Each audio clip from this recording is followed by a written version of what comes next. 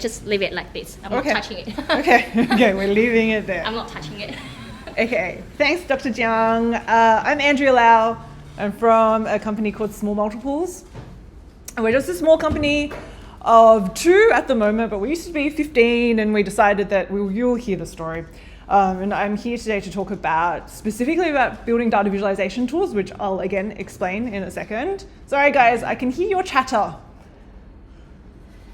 And look at specific industry case studies. So I'll talk to you briefly about the background. So I did a design computing degree at the University of Sydney, which is this really weird hybrid degree where we took some School of IT subjects, we had art-based subjects, and then we had these design studios that we would do every semester. And they were design-based problems where at the beginning we would get a client and a problem to solve. We would work all the way through, which meant we would have to do research and user testing and prototyping. We would have to do our own design work. We would often work in groups as well.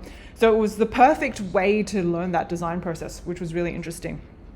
At the same time, Jack Zhao, who's the other half of Small Multiples and also my partner, he was here doing a bioinformatics degree as his first degree. But when he graduated, he felt like he wanted something a bit different. So he decided to do a Master's of Interaction Design and Electronic Arts at Sydney Uni. So we overlapped at that stage where our supervisor managed to convince both of us to do a research degree. So I started a PhD, and goodness, PhDs are hard. I did 1 year and decided that I didn't want to do it anymore. Jack did 1 year of an MPhil, which is a 2-year kind of a mini version of a PhD. Also difficult though. And he decided after that year to also finish up. But it was lucky that we met at that time because now we've been together for 17 years. We have a 7-year-old, we have a 13-year business together. So it was very, very lucky that we met at that point. So we've been running Small Multiples for 13 years, but we've been in industry for about 15 or so. And we also tried consulting for a year. A couple of years ago, we joined Accenture, the same team, the innovation team, for a year apiece, but we decided that maybe wasn't for us, and I can talk to you about that if you like. One of the things you have to know about me is I don't call myself an engineer.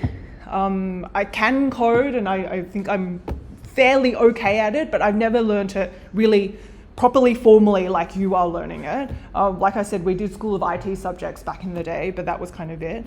I would like to call myself a data visualization expert, but that doesn't fit on a card when you come back into Australia, when you do your re-entry.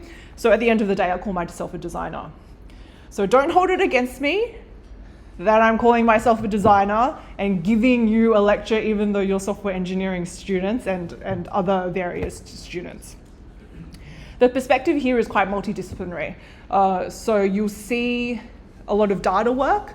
You'll see a lot of user requirements work, and also engineering of the web, mostly the web side of things, and making dashboards and things like that as well. So it's a bit of a hybrid, a bit of a multidisciplinary kind of approach. But hopefully that gives you this perspective where when you're out in industry, you're either that really strong, maybe developer, software engineer as part of a big group, and you need to know what the other people on your team are going to be like, or maybe you're going to turn out more multidisciplinary as well, and you're going to take on other roles. And I've got some tips and tricks for you at the end. So at Small Multiples, we have over the years developed a bit of a framework in order to figure out how we make data visualization. And I should probably explain to you what data visualization is. So data visualization is essentially making data useful to people in a way that's more insightful by using representation. So whether that be maps or charts or really basic ways of encoding one set of data to a visual. We take a very design-led approach where sometimes if you hear data visualization out in the world, people might be using it as a shortcut for Tableau or Power BI or other business intelligent tools. So you might hear it like that. We use those tools, but we tend to, like I said, focus on the entire process. And you'll see some of the examples as I show you through the case studies of what kind of the range of work that we do is. So in this framework, we have 3 parts, which often get left out in these kind of projects. One, which is purpose, which is around why you're making it, why the thing that you're, and then this applies to general projects as well. So why something exists, like what is the point of making something? Who you're making it for and why they need it. Once they look at it, what do they need to do afterwards? What actions do they need to take? Because if people aren't going to use it, then what's the point of making it? And then you've got obviously the data side of things for us, bringing all of these things together. And that ends up defining what, in this case, our data visualization projects happen to be. Do you want to turn on your... This one? Yeah, I think... Okay. Yeah, maybe easy for you. And let us know if there's like extra audio as well on that. Okay, all right. Let me just wipe this sniffle away. Okay. So like as a really basic thing, we do like these worksheets, which we kind of fill out during the very beginning of a project. I can still hear mumbling. Sorry, I'm just like, okay. So it's like this input-output thing. Like if I have to process input, I can't quite give you a good lecture, So usually what happens at the beginning of the project is that we ask questions to frame all of these things that we have in the framework. So one of the things is purpose. So we make sure that when we're going to a client, we ask them these things. It's like, well, who are you using? What is it? What is the name? Do you have a name for it? That's a good shortcut sometimes. Who is it for? Starting to think about the audience. What is it exactly? Because maybe your client has a thing in mind. Maybe it is an app.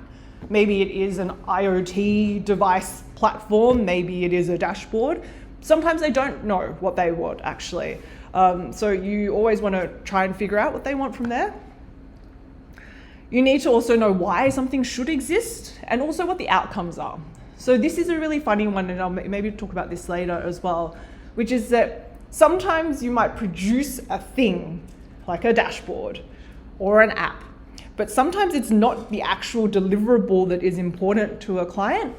Sometimes it's the fact that you've used some funding and they can show off to their bosses that they've used the funding and there's a cool thing. Or it might be that they've really enjoyed the process because it helps them to engage with a stakeholder in a way that they've never done before. And the fact that they happen to get something at the end is not actually important. So sometimes you need to really understand why you're doing the project, not just the thing that you're delivering, but what outcome it gets for your client. So there's purpose, there's also audience, and there are several levels of this, and you will probably already be a little bit, you'll know some of this already. So at the very basic level, we would make something called an audience statement. So we would go, and this would overlap with probably what you've already learned. In the back, you can still hear the mumbling. We would, at a very basic level, go, okay, who is the name of your target audience? Maybe there's a primary and a secondary, maybe there are a few more as well. What are they needing it for? So the idea is that you would hopefully give someone something where they, for example, sit down in the morning after a weekend and go, okay, how is X going? The CEO of a company might have it on her mobile phone and be checking constantly about something like numbers and making sure that she has the right kind of targets reached. So everyone needs an action to take, or they're looking for a particular thing in what you're making, and they're going to take it away and maybe show someone else, report it to someone else in the area of data visualization at least. And this obviously applies to when you're making things for people as well. They need to do something after they've used what you've made for them. And also you need to think about what's relevant to them, what kind of scenario they're in. Are they on their mobile? Are they in a rush? Are they sitting in front of their computer with lots of information? How much of an expert are they? All of these things. So at a very basic level, like I said, it might be something like an audience statement, which is just who are you making it for, what are their goals, what are their pains, and what do they need to get out of it. You could also go to the next level where you make something called an empathy map. Have you heard of an empathy map before? Some nods. So an empathy map being a bit more detailed. So sometimes the audience statement we often make either based on smart assumptions and a combination of us asking the client as a proxy, which means that the client usually kind of knows who their audience is and who they're making it for, and they can kind of tell you what they think their audience wants, and so that's what I mean by the client as a proxy to the audience. So that often happens, but if you have a little bit more budget and you have a little bit more time, then you can start talking to the actual audience, and that might be through just a meeting or two, or it might be some formalized interviews. Again, you know all of these things, or you should know all of these things already. So at the end of research, you might end up with an empathy map that gives you a more detailed idea of who the audience is. So this might be because you have a bit more of a budget, the project is a bit more complex, or it might be a little bit more higher stakes, so you kind of need proof of what you're doing. And then finally, there's proper user research where you're going and doing proper interviews, things from the Nielsen-Norman group that they recommend, for example, where it's a really large project. And again, I'll show you some of these examples. In all of these cases, in all of the cases of both the purpose and the value proposition and the audience and making an output like a user persona or a user scenario or an audience statement, or having done research and then had findings and results, most of the time, like some of the reason why you do that is to have an understanding, for you to get an understanding of what's happened. But the other half of the time, it's about documentation and having proof to your client of what you found and that you can refer back to later. So if a client, as a really dumb example, says, we need a map, and then your audience research says that you don't need a map, and at the end, or during the process, your client still insists that you need a map, you say, no. All of these users, none of them mentioned a map, so we don't need a map. That's a really simple thing. So it becomes documentation, proof and validation of what people actually need that you can prove back to your client, but also your understanding of what a project should be. Then the data side, which is this whole other bit, also has a few levels. So often we split this into 3. So getting to know the data, where we go, okay, what format is it in? I don't think I have more slides for this. More like what format, how often does it get updated? The really, really basic things that you can cover in a client kickoff meeting. Then you've got comprehending the data, which is what a data analyst typically does. When you go in and you go, okay, what are the trends? What are the columns? What are the relationships between things? What are the big and small values? All of those kind of things. But that doesn't really tell you much about what you want to make. That's where the third step comes in. And the third step needs to emerge while or after you're doing the purpose and audience. So when you know someone needs to have like their metrics or their targets, then you can connect what you know about the data with what you know about the audience and what they need and the purpose of why you're making it. And then you can, what we call, narrate the data. So almost tell a story around the data and go, okay, we need to do this first. This is the highest priority. Then there are all of these other things that are kind of next priority and so forth. And actually tell a story and tell that flow through what you're doing with the data. I could get into that in more detail, but that's kind of the gist of the framework. So I wanted to tell you this overarching framework, not because I think you should use it or anything like that. It's just, and it's very, very kind of detailed, but it gives you an idea of how we structure the case studies and how I'm showing you those.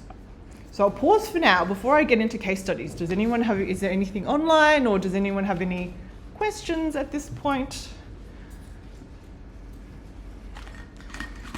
Yes. So you mentioned at the beginning that you refer to yourself as a data visualization expert, and then I feel like a lot of what you've been talking there has been elements of visualization, but that almost feels like just the way in which you communicate the insights and the narrative that are discovered.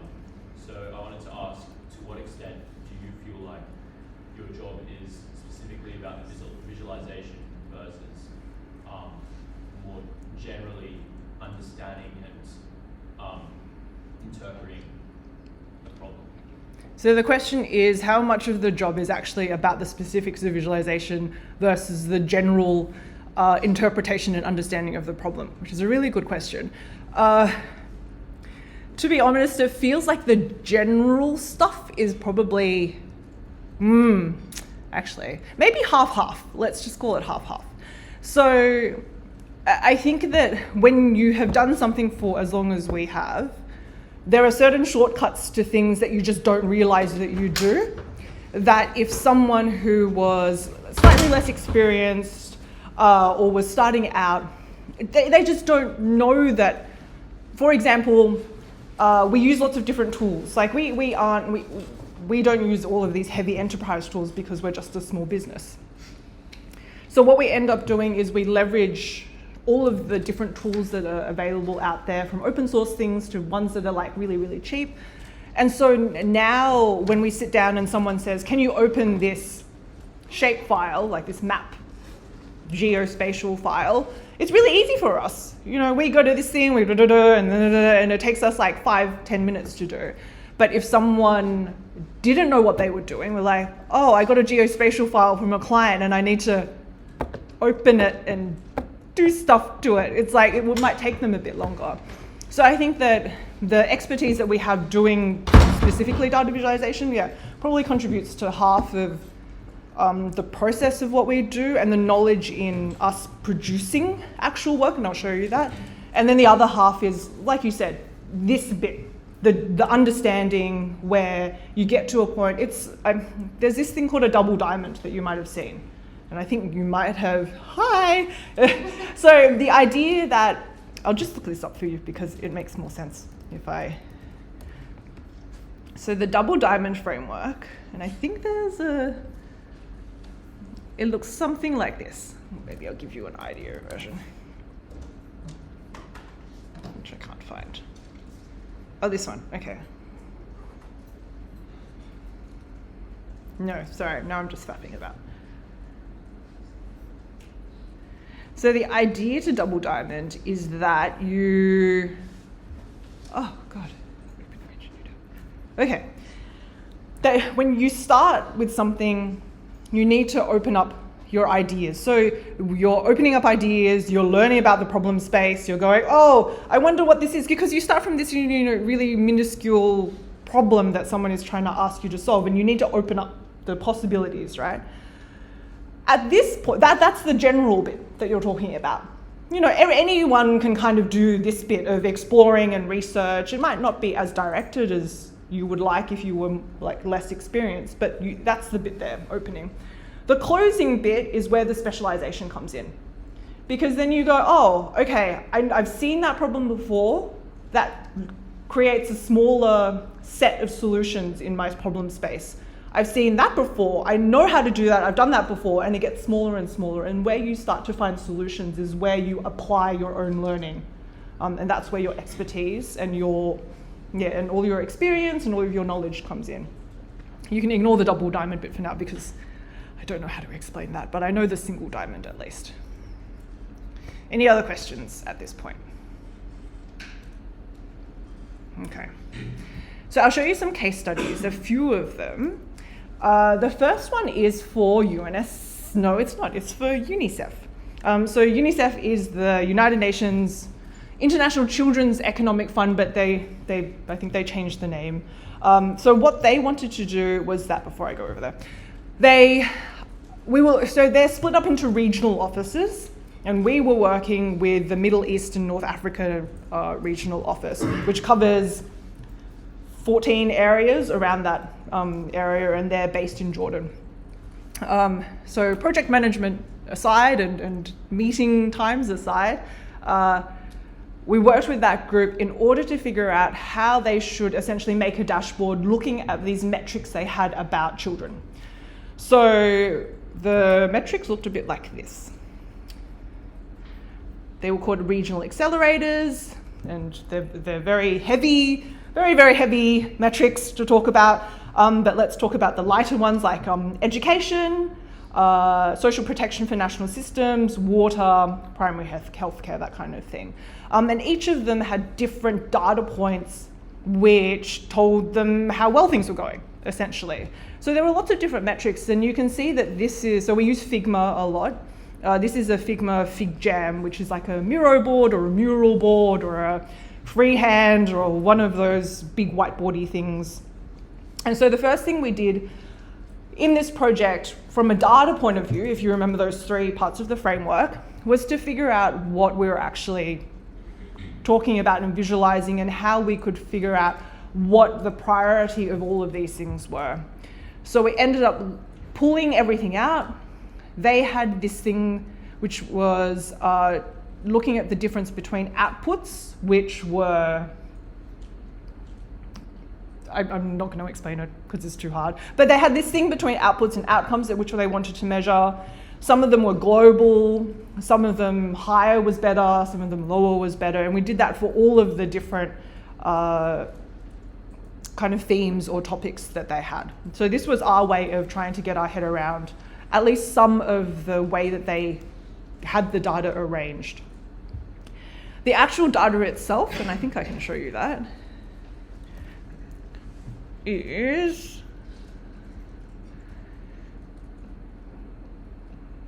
apologies, I forgot to open this beforehand,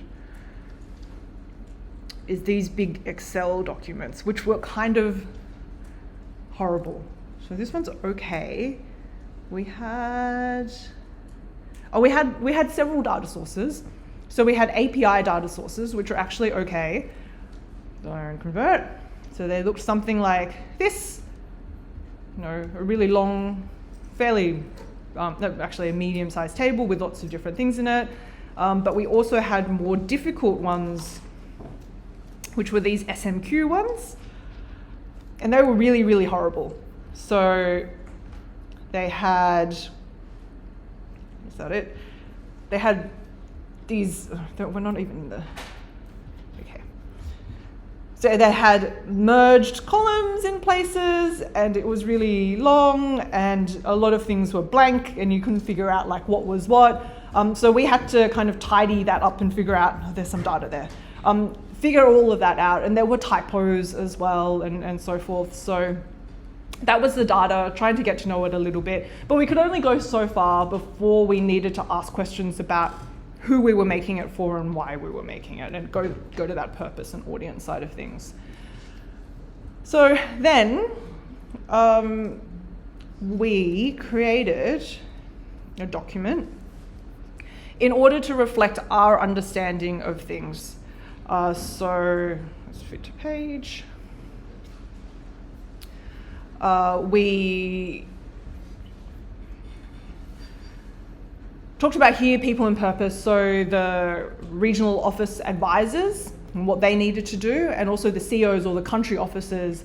So the country officers are kind of more responsible for what they do in each of their countries and territories, obviously. And the advisors have a more overview kind of what's happening in the whole region. So they can say, oh, this is happening for this area. They kind of had the same problems as this other country who's tackling and grappling with this issue now. Maybe we can take what they've learned and apply it to this other country and those kind of things. So we needed both something where individual countries could go and have a look at their own progress, but also that regional officers could go in and see overall progress and see a little bit of the comparison there. We also needed to figure out when during the year it was updated, and that was more for process and admin than anything else. There's data things, so we just documented all of this so that they knew that we had done this, and we had done all the research in order to understand what we were actually making. There are all these things, data sources, and so forth. So then we got to a point where where this was all confirmed, and they said, yes, seems like you understand what's going on. We had a whole bunch of meetings at that point already, and then we went on to wireframes or sketches. So let's look at this one. So because the team already kind of knew what they wanted, this process was a little bit shortened. So we ended up doing very, very quick, where did it go? Very, very quick, maybe it's this one. No? There it is, wireframes. Very, very quick sets of information architecture, which essentially just went, we knew that we were making a dashboard in Power BI, so what were the views?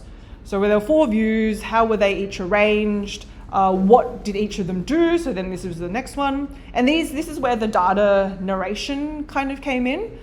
So in one particular view, we would say, okay, we're going to make a set of things on the page that answer these questions for the audience, because we know who the audience is.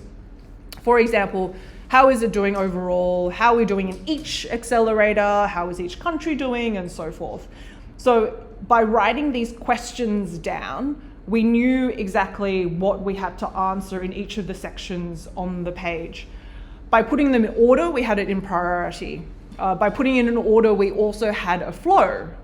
And then by actually writing it down and documenting, we had a way of validating it with the client to say, oh yeah, yes, this is what we want in the summary view. That makes sense. Those are the questions that I want answered. Those are the questions that we think the country officers and the regional officers want answering as well, And we did that for all of those. And so we ended up with a structure for each of the pages, which the client also had their go at as well.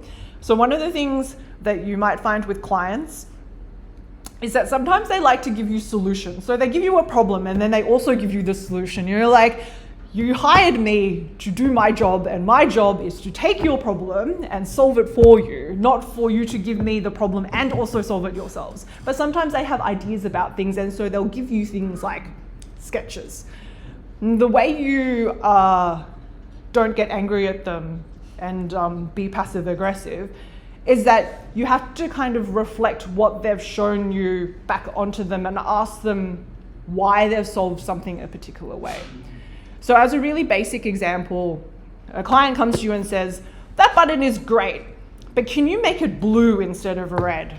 And you go, okay, I could make it blue, but why do you want to make it blue?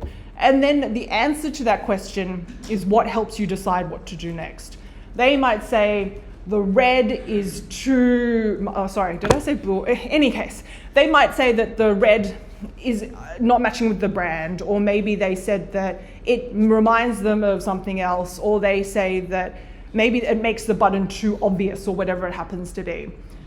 So then you go, okay, well then we haven't constrained our brand colors enough, or you say, let's figure it out, but it might not end up being the color the client wants, or you say, oh, if it's too bright and it's too obvious, then maybe this isn't a primary button action, maybe this is a secondary button action, and we should make it a little bit less obvious then, but maybe it doesn't end up even being a button anymore. Maybe it's a little clicky, linky thing instead. So always when a client comes to you with something like this, you always go, okay, but why did you make it like this? And let me help you get to a point where I can understand the reasoning behind it, and then you do your job and they do theirs. Anyway, so that aside, we end up with things like wireframes. So this is a typical-ish example of what a wireframe might be like. It's mostly about structure. It's not about colors or fonts or anything fancy in terms of visual design. It's usually grayscale. We put in color because it made just a little bit more sense to add a little bit to explain what we were doing. We just made some maps. Like I said before, it's easy for us to find a nice grayscale map, so like we can do that very quickly, and so forth. So we did that. And we get feedback for this type of thing. For this project, we did not have access to users, but we did have stakeholders as a proxy, and we also had kind of demonstration days with the wider group. So our direct client and direct stakeholder would set up meetings with the country offices and the regional office representatives, and we would essentially present this to a group of maybe 10 or 14 people. They would give us feedback during that time, but then also we would have our direct stakeholders give us kind of collated feedback as well, and that's where we got that iterative process going in this case. We had to make changes based on that feedback. We also had to make changes because we knew we were making it in Power BI, so there were certain constraints around what we did. Another note here is that if you know that you need to make it in a certain thing, try not to be constrained too early on about what to do, because then that limits what you do. It's better to start a little bit open. Maybe we can do the dots, maybe we can't do the dots, but then make sure that, and this is where the multidisciplinary for us at least comes to mind, because we might, as a designer, push for the dots because we think that's easier for people to see that they're all individual indicators. But then when we get to the point where we're actually implementing, we say, well, actually Power BI will be really either impossible for us to do that, or really difficult, or too custom for us to do that. Then we need to know the intricacies of how technically it would work in order to actually get the client what they want. So that's where that balance comes in. And then we did, so that was wireframes. Then we got to a process of design. Design, you can see some iterations. I'm showing you like really rough things at the moment. So we did change the order of what we were doing a little bit. We had a data issue, so we had to change the way that we were doing those red and green things, but we did have some of them here. They did like the traffic lights. So this is not colorblind accessible for people who are colorblind. Like the red and the green are not different enough, but the client wanted it, so because they were used to it, because people were familiar with it, which is fair enough, so we just left it. And then we also had a section about, which is not here, also a section about data availability, to actually tell them about, not all of the countries have all of the data, and so forth. And then we implemented the thing in Power BI, which was a lot of work, and I'll show you some of that. So we ended up training them on how to use the Power BI. That included telling them about the workflow, sorry, this is a bit small, what the data sets were that went in as well, all of their settings, and so we handed all of this over 2 or 3 hour training sessions for them to figure all of this out, so that they could essentially do this on their own and manage it all on their own as well. There are lots of data transformation bits, and I'm also showing you this to show you that the technical side as well. Then there are projects that are slightly different. So this one was very specific in terms of it being, one, it was a client who was far away, in completely different time zones, where mostly the client was a proxy to the audience. In other cases, we work very, very closely with users. And so I'll show you a design sprint, which again, you may have heard of before. Design sprints, have you heard of design sprints? So this is a Google started idea where you run a design sprint in 5 days. We did run this in 5 days, and we ran, I think, 7 of them during this project. This was for federal government. I'll just show you what we made. APS career, there it is. Sorry, this is let's try and go to the final one. So this is a way of getting people who are in the public service, in the federal level public service, to consider staying in the public service for longer by planning their career, by putting in skills, by figuring out, I have these certain skills, I can become a senior software engineer if I do this extra training, or actually I want to change completely and be a UX designer and do this kind of thing. So it gives people a chance to look at what the skills needed are for each role and figure it out from there. So this project was a bit different because we were second vendor to work on it, or the second company to work on it. And so it already had a design, it had already been alpha launched, but at the same time, there was a really good agile manager on the project. We had a whole list of user stories. It was an immense project. So we actually started the project with 41 user stories that had actually been defined. And part of the process of us responding to the brief was to say, how much of these 41 do you think you can do? Prove to us that you can do this by showing us how you've planned this agile process, how long you think each thing will take, and also from a general level, but also prove to us one of the user stories and take us through the process of how you would manage that one user story. So it was an extremely iterative, agile, with a capital A, project.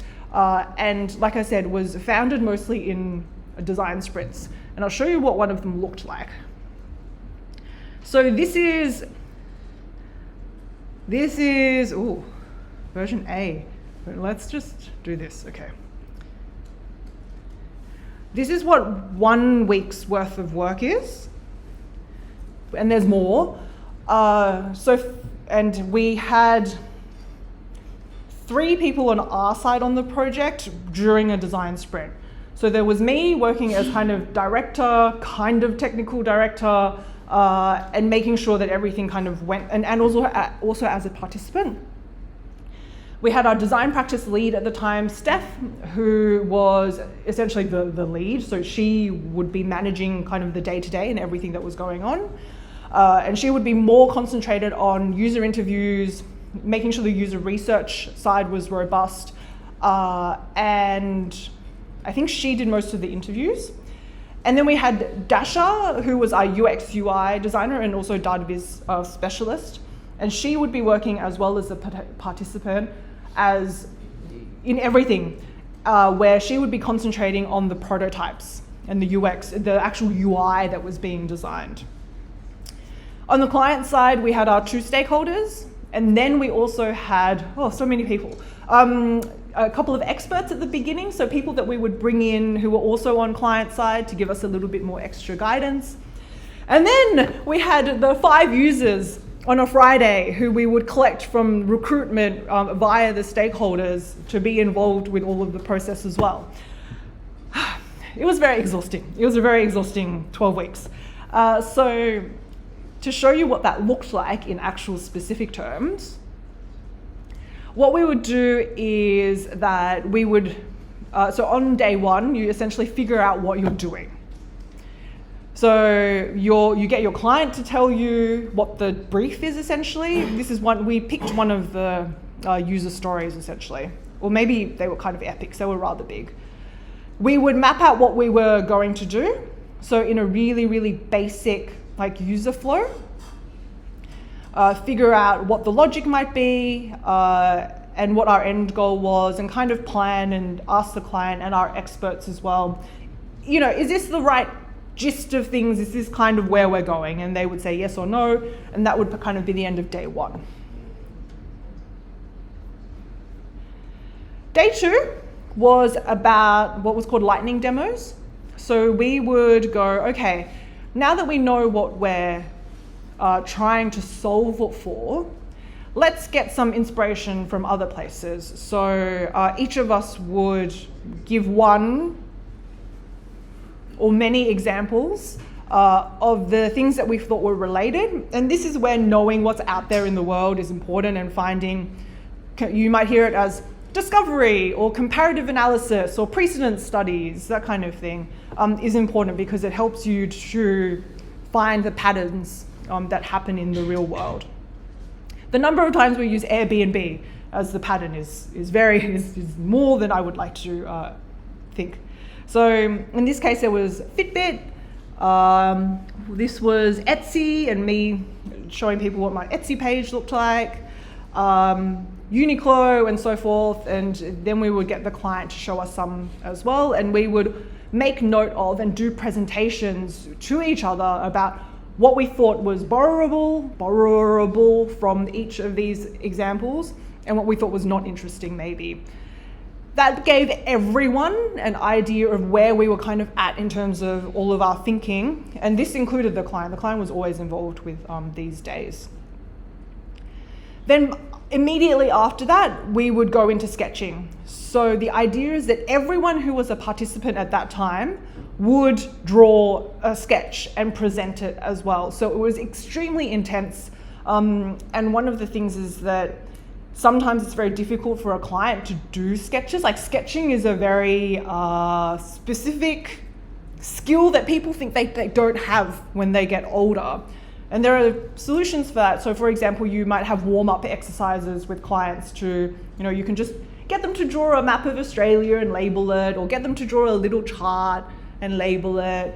And so you can have, and there are exercises online you can do. Luckily, our clients were fairly good with this kind of thing. This is not from a client, this is from I think this is Dash's, looking at it. Actually, it might be Steph's. This is probably a client one. So, really rough kind of sketches. Again, after going through all of the sketches, we would know precisely what everyone was thinking in their head, and we would go through and vote. So you would see the dots. We would give the client like 5 dots each, and they would be able to vote on each one. And you can see the big dots as well. And so then what we would do as part of this very, very iterative process is base our UI prototype on that. So where is our, sorry. We also did we updated the flow as well. We did a UI prototype, which I'm not going to show you because that's just Figma and like clicking around on an interface. But at the same time, we had to do, you might actually see some of this. So according to the flow that we defined on day 1, that we iterated on in day 2, we would make a full flow through Figma with every single user flow or user journey thing, and everything would get a screen. And this was the pretty intense bit, so a lot of work for Dasha. At the same time, Steph would do one of these, so a little user interview table. So again, making sure that everything that we said we would test is tested, but also that everything on the screen everything that we need to test is on the screen, and everything that's on the screen that is like extra we don't have to confuse the user. And so we needed a really, really specific interview flow going through all of that. And then we would do the interviews, and doing interviews was always with 2 people. So there would be the main interviewer who would sit and these are not the notes from the interview, but we would go through, and there would be like a Word doc kind of thing. We would have the questions. I can show you an example. Interview. This is for a different project that I did maybe like 2 months ago. So you can see on the left-hand side, I have the question. On the right-hand side, there's the response. And as an interviewer, it's sometimes really hard because people talk too much, or they don't talk enough, or sometimes they get distracted, or they don't answer the question properly, or they answer a different thing, or they answer a question that you have later, or whatever it happens to be. So you have to be really on your toes when it comes to being an interviewer. So we did 5 of these at the end of this process, and then summarize all of them, and then decide, okay, based on that, what changes do we need to make? So here's the outcomes. Here are the key screens. Here's what we found. We went for prototype B versus prototype A, or we borrowed some things from B and there are some things from A. These are the outcomes. This is what we're going to do off the back of the outcomes. And we did this 7 times. And we ended up, having, out of all of that output, we also had to do a final round of designs. So because this was very fast-paced. As you can imagine, going through a whole design sprint for 5 days, we needed to take a rest and then actually do proper design work at the end. And then after that, we had a proper development cycle as well. So picking everything that we had done in terms of changes, documenting all of that, and You know, it might look something like like we used to use Bug Herd for that, or we might end up with something like, this is a different project, where we would have feedback and get the client on board in terms of, okay, we're going to do that or we're not going to do it, or whatever comments there are. So getting actual feedback from the client. Again, this is a little bit out of context because it's a different project. I wanted to show you 3, but I'm only going to show you 2 because we're going to run out of time. I'm going to sneeze as well. I will sneeze at some point. Okay. Very, very quickly, or maybe not. Maybe this is too much. No, let's just skip this. So, were there any questions about the case studies, firstly?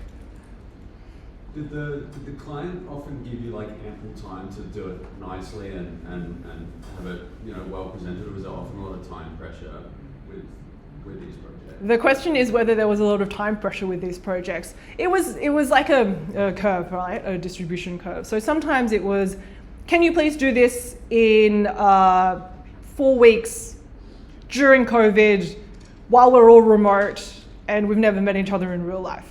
And we're going to go live at the end of 4 weeks.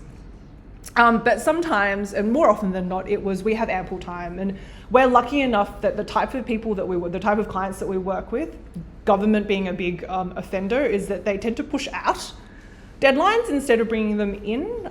So we have learned over time that in order to not have pressure on the team and on ourselves, that we shouldn't do as many commercial projects or marketing-y kind of based ones, and instead we concentrate on universities and government and those kind of places because it tends to be more relaxed. And then also the other good thing is that usually it's for good, usually it's something that's multi-use and so forth, but usually the time pressure is okay for the most part.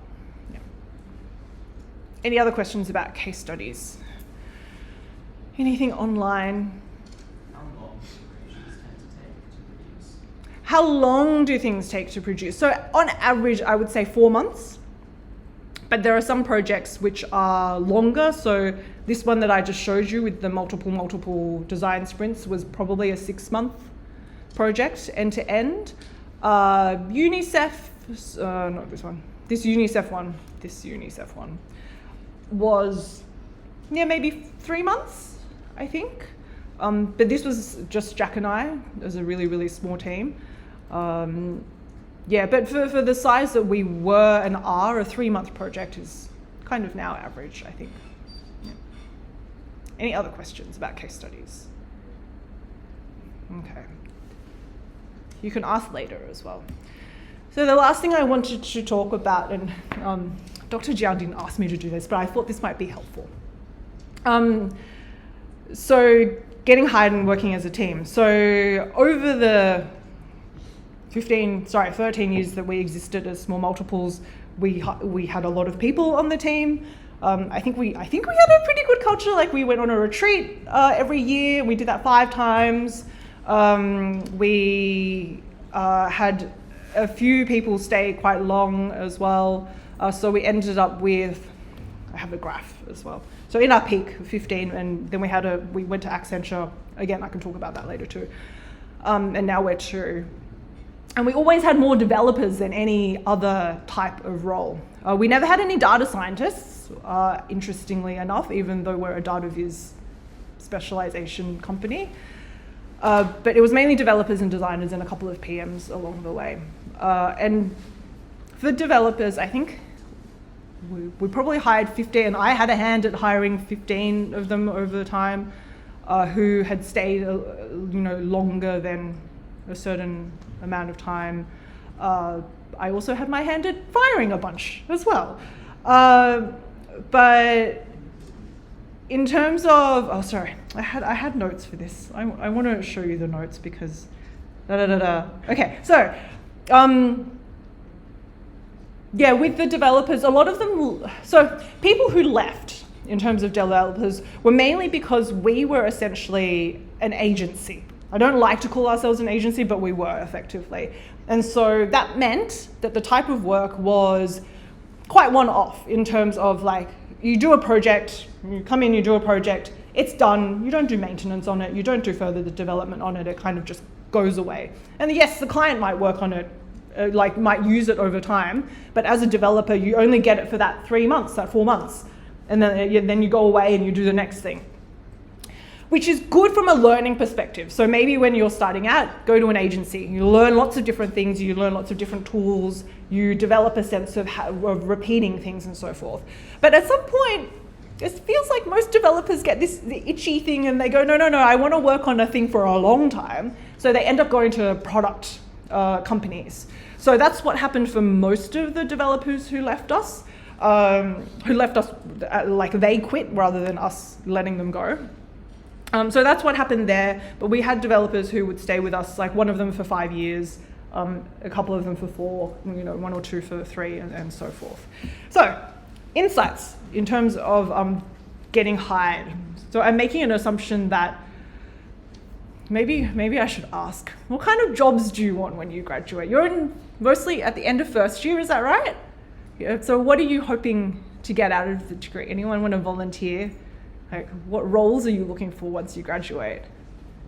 Just shout it out. Something practical. Yeah. Not sitting in front of a computer. Not sitting in front of the computer, okay. So maybe like hardware-based or being out in field. Yeah, well, I mean, stuff like this seems pretty interesting. There's a lot of like client interaction and Yep. brainstorming that, and not just typing out numbers all day. Yep, so someone's like maybe a balanced one, maybe something a bit more client-facing. Anyone else? Okay, let's go the other way. How many people are looking to get like an engineering role of some sort? Put your hand up. Oh, what is everyone else doing then? What are other roles that are people looking to? The 2 ladies here. What kind of roles do you think? You don't know yet?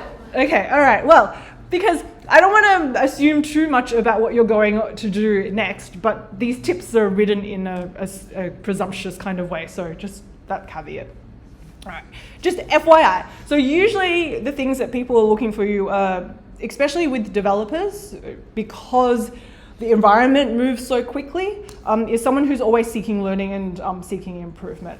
So the proof of that is that you go to meetups, that you know the latest technology, that maybe you have a side project that you do on the weekends. And I'm not saying that you have to do this, it just happens that if you already do it, great, people will recognize that. If you want an edge and you're willing to do it, go and do it. But if this is not your type of thing, then there are other ways, obviously, to show how awesome you are and how much you want to work for someone. Being a little bit biased here, but I appreciate people who are a bit multidisciplinary. So it's good to have a developer who's very good at doing development, but it's better to have a developer who is also interested in design, interested in hearing what designers have to talk about, interested in learning about the process and learning about new things and learning more skills than just development. And the final one is kind of related, which is to have someone who can manage their own time, so that you shouldn't be sitting, you could be, but you shouldn't be sitting in an office or somewhere else or at home or remote working, having someone tell you what to do with your time. You should be able to figure that out on your own. That's really good, especially in terms of remote working, but also as part of the team, that instead of your manager saying, hey, you've got 2 days left on this project or on this sprint, how are you going with things? You can say to them, hey, I have 2 days left on this sprint and I'm kind of finished, or I have 2 days left, but I think I need more time because this other thing that I was working with a designer, it went a little bit over and we realized that we don't have enough time, can you help me out? People who are proactive with their time and time management and things like that is really, really helpful. So that's the things that a company would look for in you. But what you should look for in a company is someone you can learn from. So going into a company which has like a junior, I shouldn't say. So someone who going into a company where there are less people or where there are less senior people is at a disadvantage. You don't necessarily want to be a graduate or a junior lumped in with a whole bunch of other juniors, because yes, there'll be differences in your skill level and your experience and knowledge, but you don't have that someone who's more mature than you to kind of guide you all. So you really want to make sure that once you join a team that you have a mid or senior person who you can lean on. You want to see that people are happy. This is a really weird one. Not weird, but like you should see that people are a cultural fit. And the final thing is to keep an open mind. So I think a lot of people, especially seeing sometimes grad developers go, oh, the big ones, Atlassian, Alphabet, Domain, Telstra, Optus, whatever happens to be, and they think that they need to go into those big companies to do good work or to learn. You're going to also learn heaps from a very, very small company who has specializations like us, for example. Although we're not hiring, we're happy at 2 right now. But I think what people benefited from being at small multiples is that we were small. We were really flexible with things. We didn't make people work, super long hours. We didn't have all the bureaucracy. And people got to work on lots of different projects as well. You can see how wide-ranging just 2 projects were. But there are going to be some companies which they kind of look maybe older or they look small, but maybe the team is really good and maybe you're working on really interesting projects. So keep an open mind when you eventually, or you are already looking at roles. I'm not going to talk about this, and I think that's it. Yeah.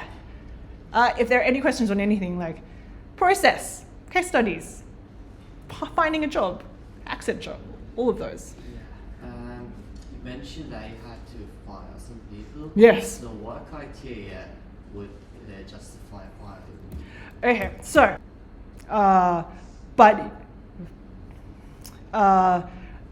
how you not get fired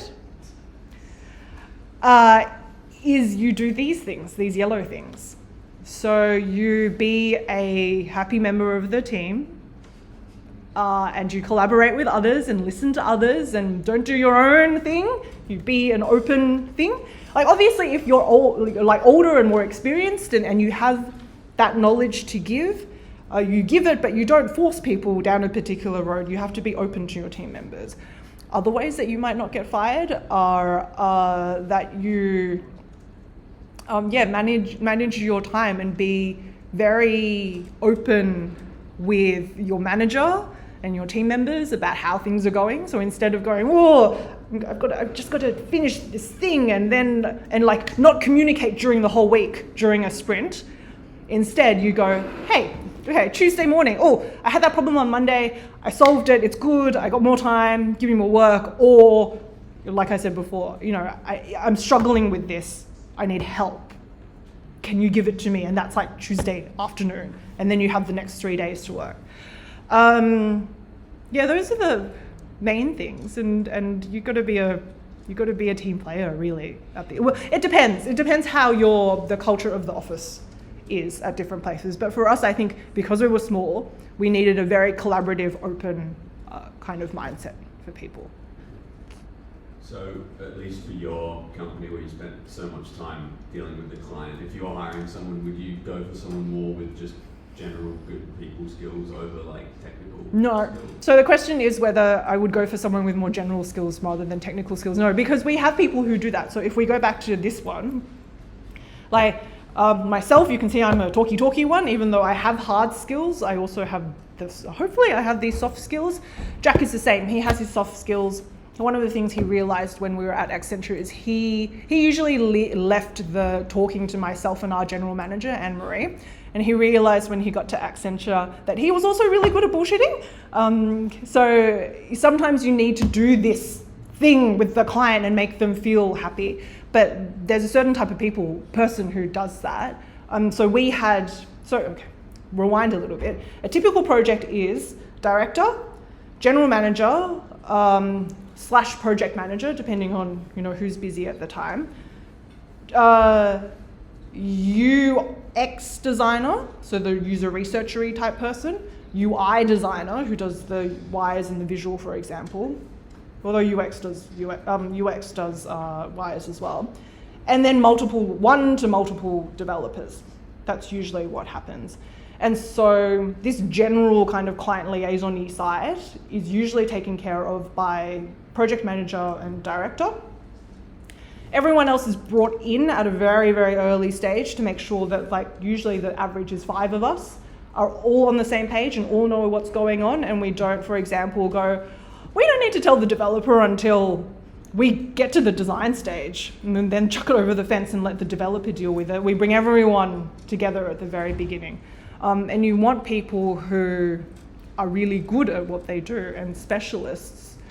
So developers who are really good at React, and it's on your computer, and JavaScript and Node and whatever it happens to be. You actually, in the case of developers and UX UI designers, you want people who are deep specialists, with the bonus of if they can manage their own time and be good team people, then that's a bonus.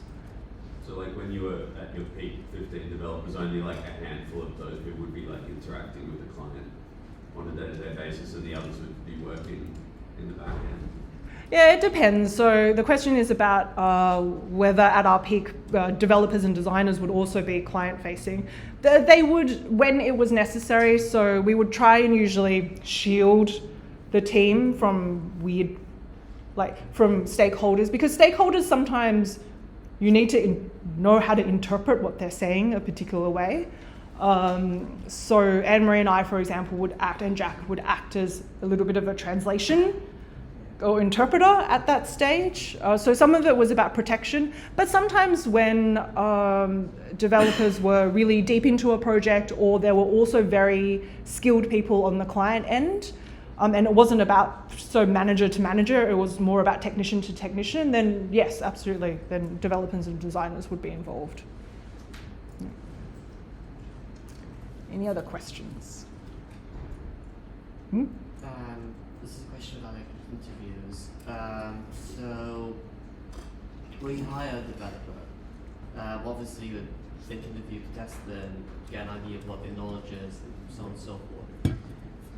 What would you consider as, like, if I want to apply for a job, is like too much for interviews? Like some interviews would be like you'd have to come to our offices like 4 times, you have to do a couple of tests and work. So what would be a limit that I should stop?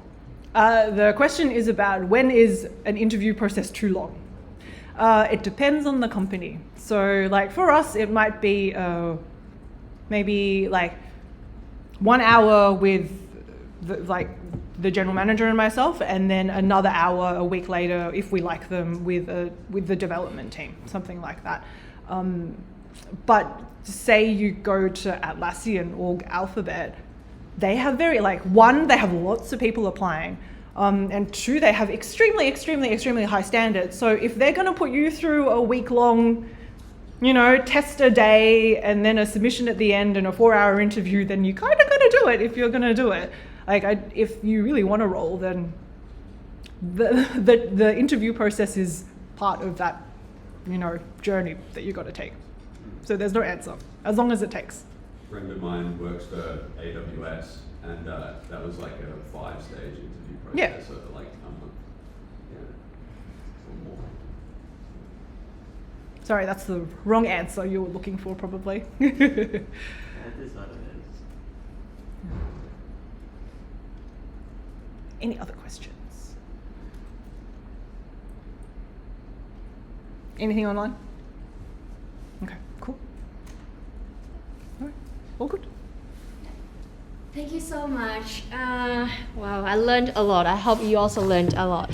So that's all for our guest lecture. Let's take a 10 minutes break and come back for our normal 1531 lecture.